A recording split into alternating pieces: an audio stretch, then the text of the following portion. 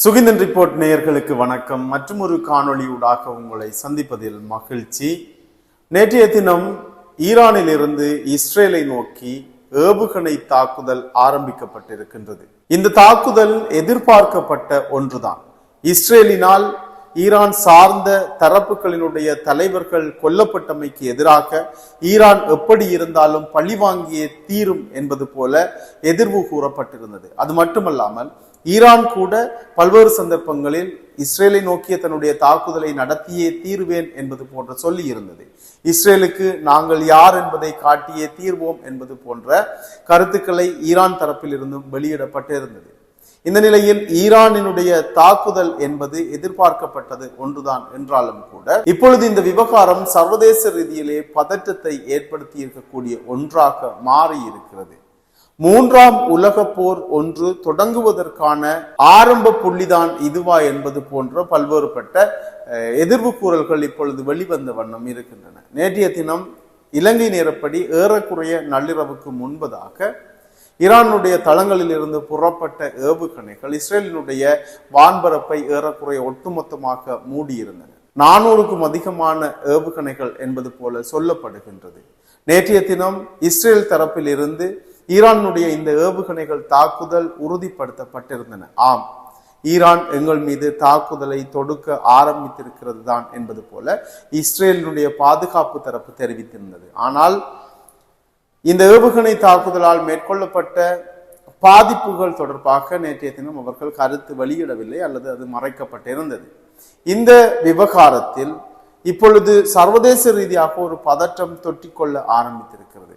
Iran நாளைய தினம் வரையிலும் தன்னுடைய விமான நிலையங்களில் இருந்து வான்பரப்பில் தன்னுடைய விமானங்கள் பறப்பதை தடுத்து வைத்திருக்கின்றது. ஒவ்வொரு நாட்டினுடைய அரசாங்கங்களும் தன்னுடைய குடிமக்கள் குறிப்பிட்ட பகுதிகளுக்கு செல்வது தொடர்பாக அவதானமாக இருக்குமாறு எச்சரிக்கப்பட்டிருக்கிறார்கள். இஸ்ரேலில் இருக்கக்கூடிய பல்வேறுபட்ட தரப்பினருடைய மக்கள் பாதுகாப்பான இடங்களில் தங்க வைக்கப்பட்டிருக்கிறார்கள்.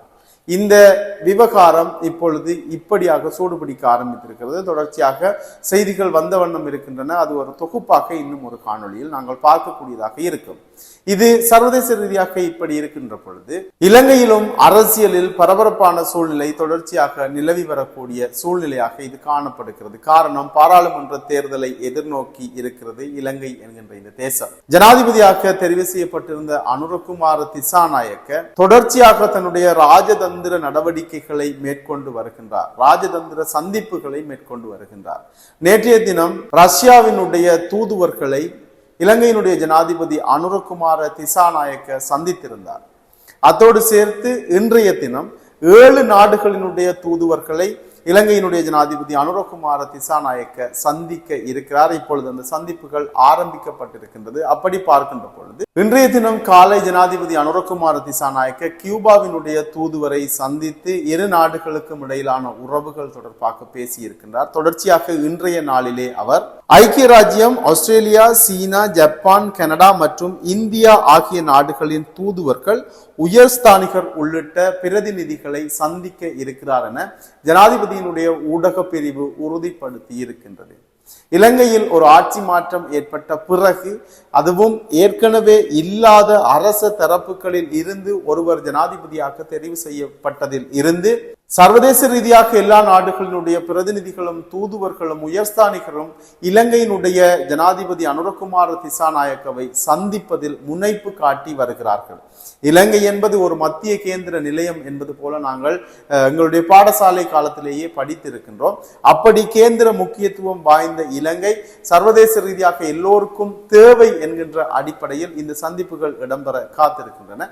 எதிர்வரும் 4ஆம் திகதி இந்தியாவினுடைய வெளிவிவகார அமைச்சர் ஜெய்சங்கர் இலங்கைக்கு வந்து இலங்கையினுடைய பல்வேறு தரப்புகளையும் குறிப்பாக ஜனாதிபதி அனுரகுமார் திசாநாயக்கவையும் சந்திக்க இருக்கின்றார். இப்படியாக ஜனாதிபதியினுடைய நடவடிக்கைகள் இப்படி செல்கின்ற பொழுது நாடு எதிர்நோக்கி இருக்கக்கூடிய இந்த பாராளுமன்ற தேர்தல் தொடர்பாக அரச பிரதிநிதிகளால் அல்லது அரச தலைவர்களால் வெளியிடப்படக்கூடிய அறிவித்தல்கள் ஒன்றன் பின் ஒன்றாக அதிர்ச்சி அளிக்கக்கூடியதாக மாறி வருகிறது. ஜனாதிபதி தேர்தல் முடிந்த கையோடு ஒரு அறிவித்தலை வெளியிட்டிருந்த முன்னாள் ஜனாதிபதி ரணில் விக்ரமசிங்க தேர்தல் அரசியல் ஊடாகவோ தேசிய பட்டியல் ஊடாகவோ நான் இனிமேல் நாடாளுமன்றம் செல்ல போவதில்லை, நேரடியாக தேர்தல் அரசியலில் பங்கெடுக்க போவதில்லை என்பது போன்ற ஒரு அறிவித்தலை விடுத்திருந்தார். ஒரு நாட்டினுடைய முன்னாள் ஜனாதிபதி, குறிப்பாக இலங்கையினுடைய முன்னாள் ஜனாதிபதி இப்படி ஒரு அறிவித்தலை விடுவது என்பது இலங்கைக்கு புதிசு. ஆனால் மக்கள் ஒரு விதமான கருத்துருவாக்கத்தோடு இருக்கிறார்கள். முதியவர்கள் எல்லாம் ஒதுங்கிக் கொள்ளுங்கள், இளைஞர்களுக்கு வழிவிடுங்கள் என்பது போன்ற ஒரு கருத்துருவாக்கத்தோடு இருக்கக்கூடிய சூழ்நிலையில் இந்த அறிவிப்பு மக்களுக்கு ஒரு மகிழ்ச்சியானதாக அல்லது மக்களிடமிருந்து வரவேற்பை பெற்றுக்கொள்ளக்கூடிய ஒரு அறிவித்தலாகத்தான் காணப்பட்டிருந்தது. முன்னாள் ஜனாதிபதியினுடைய அறிவிப்பு இப்படி இருக்கின்ற பொழுது, அதற்கு பிறகு தமிழ் தரப்புகளில் பார்க்கின்ற பொழுது முன்னாள் நாடாளுமன்ற உறுப்பினர், வடக்கு மாகாண சபையினுடைய முன்னாள் முதலமைச்சர் சி.வி. விக்னேஸ்வரன் இந்த பாராளுமன்ற தேர்தலில் தான் போட்டியிடப் போவதில்லை என்பது போன்ற ஒரு அறிவித்தலை விடுத்திருந்தார்.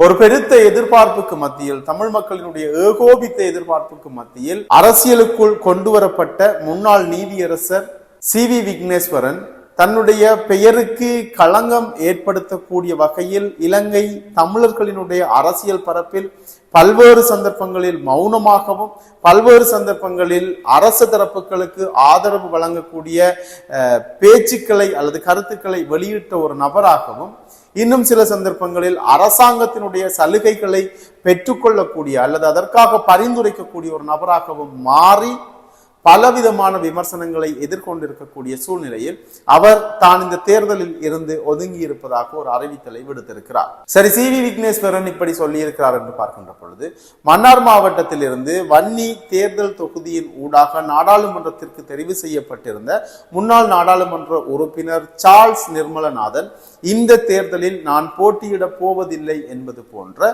ஒரு அறிவித்தலை நேற்றைய தினம் தன்னுடைய முகநூல் ஊடாக வெளியிட்டிருக்கிறார். சார்ல்ஸ் நிர்மலநாதன் அடிப்படையில் ஒரு வர்த்தகர், வன்னி மக்களினுடைய, குறிப்பாக மன்னார் மக்களினுடைய ஏகோபித்த அல்லது ஒரு பெரும்பான்மையான விருப்பு வாக்கின் அடிப்படையில் நாடாளுமன்றத்திற்கு தெரிவு செய்யப்பட்டு ஓரளவு நல்ல முறையில் தன்னுடைய நாடாளுமன்ற பிரதிநிதித்துவ காலத்தை கொண்டு சென்றிருக்கக்கூடிய ஒரு நபராக இருந்தாலும் கூட பல்வேறுபட்ட காரணங்களினால் அவர் இந்த நாடாளுமன்ற தேர்தலில் இருந்து ஒதுங்கிக் கொள்வதாக அறிவித்திருக்கிறார். ஆனால் அவருடைய பெயரிலும் முன்னாள் ஜனாதிபதி ரணில் விக்ரமசிங்கே ஒரு குறிப்பிட்ட தொகையினருக்கு மதுபான சாலைக்கான அனுமதி பத்திரம் வழங்கி இருக்கக்கூடிய இந்த விவகாரத்தில் அவருடைய பெயரும் முன்வைத்து பேசப்படுகிறது.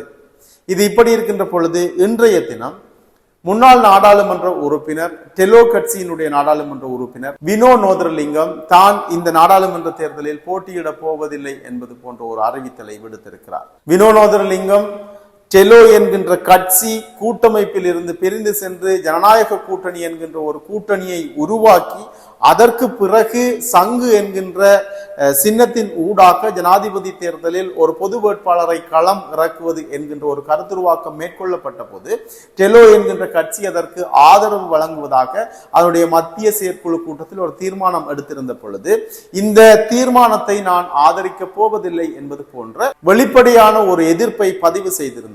அப்பொழுதே ஊடக மட்டத்தில் பேசப்பட்டது, வினோ நோதரலிங்கம் முன்னாள் நாடாளுமன்ற உறுப்பினர் அடுத்து வரக்கூடிய பாராளுமன்ற தேர்தலில் போட்டியிடப்படுவதற்கான வாய்ப்பு இல்லை, அவர் வெளிநாடு ஒன்றில் சென்று தன்னுடைய எதிர்கால வாழ்வை அமைத்துக் கொள்ள போகிறார் என்பது போன்ற ஒருவித எதிர்பார்ப்பும் அல்லது ஒருவித பேச்சு நிலவி இருந்தது. அது இப்பொழுது உறுதிப்படுத்தப்பட்டிருக்கின்றது. இப்படி எல்லோரும் ஓடி ஒளிந்து கொண்டிருக்கின்றார்கள் நாடாளுமன்ற உறுப்பினர்கள். மக்கள், இளைஞர்கள் வர வேண்டும் என்பது போன்ற ஒரு கருத்துருவாக்கத்தை மேம்படுத்தி கொண்டிருக்கின்றார்கள். மக்களினுடைய எதிர்பார்ப்பு, முன்னாள் அரசு தலைவர்களினுடைய விலகல் எப்படியான தாக்கங்களை செலுத்தப் போகிறது என்பது தொடர்ச்சியாக நாங்கள் பார்க்கக்கூடியதாக இருக்கும். இன்னும் ஒரு காணொளியில் சந்திக்கின்றேன். இதுவரையில் சுகீந்திரன் ரிப்போர்ட் சேனலை சப்ஸ்கிரைப் செய்யாதவர்கள் சப்ஸ்கிரைப் செய்து கொள்ளுங்கள். வணக்கம்.